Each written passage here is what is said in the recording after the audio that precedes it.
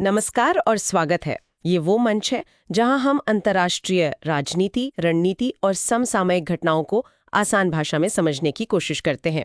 आज हम बात कर रहे हैं एक ऐसी रणनीतिक चाल की जिसने अमेरिका, रूस और भारत तीनों को एक ही तेल पाइपलाइन के मुद्दे में उलझा दिया है।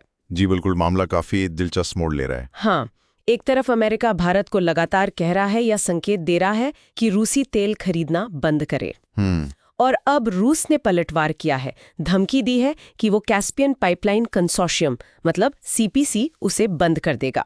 और खास बात यह, जैसा आपने कहा कि ये पाइपलाइन है तो रूस की जमीन पर चलती है अमेरिकी और दूसरी पश्चिमी कंपनियों के नियंत्रण में। तो क्या ये माना जाए कि रूस अब अमेरिका को उसी की भाषा में जवाब दे रहा है?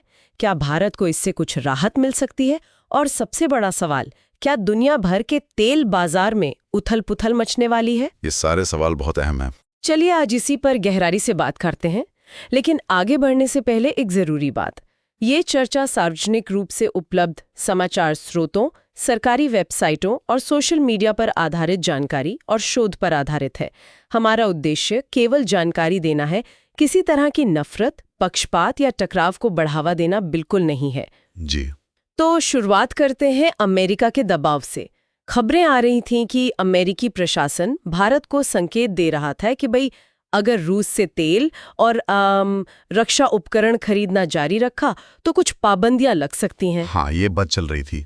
अब भारत के लिए मुश्किल स्थिति है। अगर रूस से सस्ता तेल जो अभी मिल रहा है वो लेना बंद कर दे तो एक अनुमान है कि भारत को लगभग 11 अरब डॉलर सालाना ज्यादा खर्च करने पड़ सकते हैं। ये बहुत बड़ी रकम है। बिल्कुल, बहुत बड़ी रकम है। और देखिए, ये सिर्फ भारत के नजरिए से है। अगर हम रूस के नजरिए से देखें तो अगर भारत जैसा बड़ा खरीदार हाथ से निकल जाता है तो रूस को भी बहुत भारी नुकसान होगा। कितना अंदाजन मान लीजिए 40 से 45 अरब डॉलर सालाना का नुकसान, जो रूस की कुल तेल निर्यात कमाई का लगभग 20% है। ओह, 20%, ये तो बहुत ज्यादा है। जी हाँ, तो इससे साफ है कि भारत का बाजार रूस के लिए कितना ज्यादा महत्वपूर्ण है, खासकर अभी के हालात में जब पश्चिमी देशों ने खुद उससे तेल लेना काफी कम कर दिया है। और शायद इसीलिए रूस अब ये सीपीसी वाला दांव चल रहा है। ये कैस्पियन पाइपलाइन कंसोर्टियम को बंद करने की धमकी, ये कोई छोटी पाइपलाइन तो है नहीं। नहीं, बिल्कुल नहीं। सीपीसी मतलब कैस्पियन पाइपलाइन कंसोर्टियम, ये बहुत ही अहम पाइपलाइन है। ये कजाकिस्तान के बड़े तेल क्षेत्र टेंगिज से शुरू होती है, फिर रूसी जमीन से गुजरती हुई काले सागर तक जाती है। अच्छा। रोजाना लगभग 13 लाख बैरल कच्चा तेल। ये दुनिया की सबसे बड़ी पाइपलाइनों में से एक है वॉल्यूम के हिसाब से। 13 लाख बैरल रोजाना? जी। और सबसे मजेदार बात, या कह लीजिए सबसे रणनीतिक बात यह है कि है तो ये रूस की जमीन पर, लेकिन इसे ऑपरेट कौन करता है? मुख्य रूप से पश्चिमी तेल कंपनियां। जैसे अमेरिका की शेवरॉन है, एक्सॉन मोबिल है, ब्रिटेन की बीपी है। यही बड़ी कंपनियां से चलाती हैं। कजाकिस्तान का जो ज्यादातर तेल एक्सपोर्ट होता है वो इसी पाइपलाइन से होता है। अच्छा, तो मतलब रूस अपनी ही जमीन पर पश्चिमी कंपनियों के ऑपरेशन को निशाना बना रहा है। ये तो बड़ी पेचीदा चाल है। अगर रूस सच में से बंद कर दे तो असर क्या होगा, कहां तक जाएगा? असर बहुत गहरा होगा और सीधा असर पड़ेगा पश्चिमी देशों पर और पूरी वैश्विक अर्थव्यवस्था पर। जेपी मॉर्गन जैसे बड़े वित्तीय संस्थान हैं, उनका आकलन है कि अगर सीपीसी बंद होती है तो ब्रेंट क्रूड तेल की कीमत, जो कि ग्लोबल बेंचमार्क है, उसमें फौरन $10 प्रति बैरल या उससे भी ज्यादा का उछाल आ सकता है। $10, वो भी फौरन? जी हाँ। और इसका असर अमेरिका में पेट्रोल डीजल की कीमतों पर भी पड़ेगा। अनुमान है कि वहां गैसोलीन की कीमतें 25 सेंट प्रति गैलन तक बढ़ सकती हैं। क्यों? मतलब कजाकिस्तान का तेल अमेरिका जाता है क्या? हाँ, कुछ हिस्सा जाता है। और दिलचस्प बात यह है कि इस पाइपलाइन से आने वाले तेल का कुछ इस्तेमाल अमेरिकी शेल गैस उत्पादन प्रक्रिया में भी होता है। तो ये एक तरह से उनकी अपनी ऊर्जा सप्लाई को भी प्रभावित करेगा। अच्छा। और देखिए, रूस को शायद इससे सीधा कोई बड़ा आर्थिक नुकसान ना हो, क्योंकि वो तो अपना तेल बेच ही रहा है, शायद डिस्काउंट पर। लेकिन ये पश्चिमी अर्थव्यवस्थाओं को, खासकर अमेरिकी अर्थव्यवस्था को सीधी चोट पहुंचाएगा और हम सब पर इसका असर महसूस होगा, तेल की बढ़ी हुई कीमतों के रूप में। तो फिर सवाल उठता है कि रूस ऐसा क्यों कर रहा है? क्या ये सिर्फ अमेरिका से बदला लेने की बात है कि आपने हमारे खरीदार पर दबाव डाला तो हम आपकी कंपनियों को निशाना बना रहे हैं, या इसके पीछे और भी कुछ है? देखिए, इसके पीछे कई कारण नजर आते हैं। पहला तो साफ है, ये अमेरिका के दबाव का सीधा जवाब है। रूस दिखाना चाहता है कि उसके पास भी ऐसे लीवरेज पॉइंट्स हैं, ऐसे साधन हैं जिनसे वो पश्चिमी हितों को नुकसान पहुंचा सकता है, वैश्विक बाजार में उथल पुथल मचा सकता है। टिट फॉर टैट जैसा। कुछ वैसा ही कह सकते हैं। दूसरा, और ये बहुत महत्वपूर्ण है, अपने अहम भारतीय बाजार को बचाना। रूस ये बिल्कुल नहीं चाहेगा कि भारत जैसा बड़ा और स्थिर खरीदार उसके हाथ से निकल जाए। क्यों?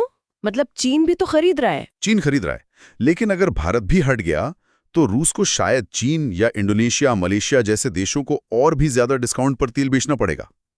इससे उसका राजस्व, उसकी कमाई और कम होगी। अच्छा, समझ गया। और तीसरा कारण ये भी हो सकता है कि ये कदम अप्रत्यक्ष रूप से भारत पर जो अमेरिकी दबाव है उसे कुछ कम कर दे। कैसे? अगर अमेरिका की अपनी तेल सप्लाई और कीमतें प्रभावित होंगी तो हो सकता है कि उसका ध्यान थोड़ा बटे, या भारत पर दबाव डालने की उसकी जो क्षमता या इच्छा है उसमें थोड़ी कमी आए। एक संभावना है ये।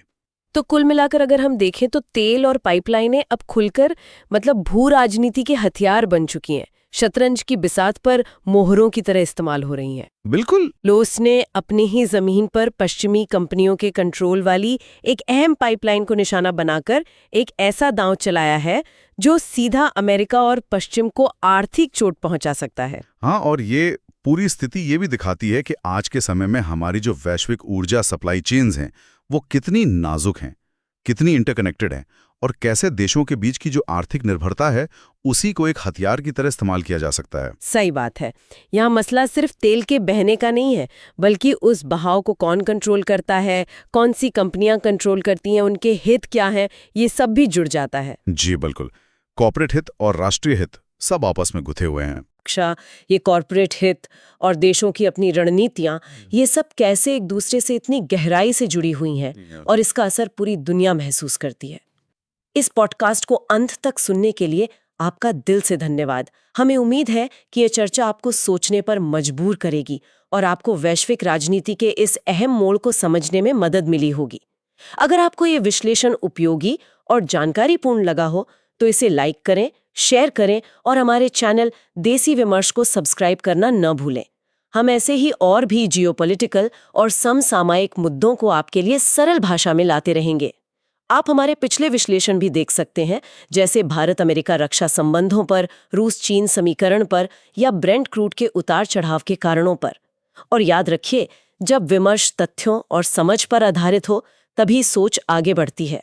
फिर मिलेंगे एक नए विषय के साथ। तब तक के लिए जागरूक रहिए, सोचते रहिए। जय हिंद।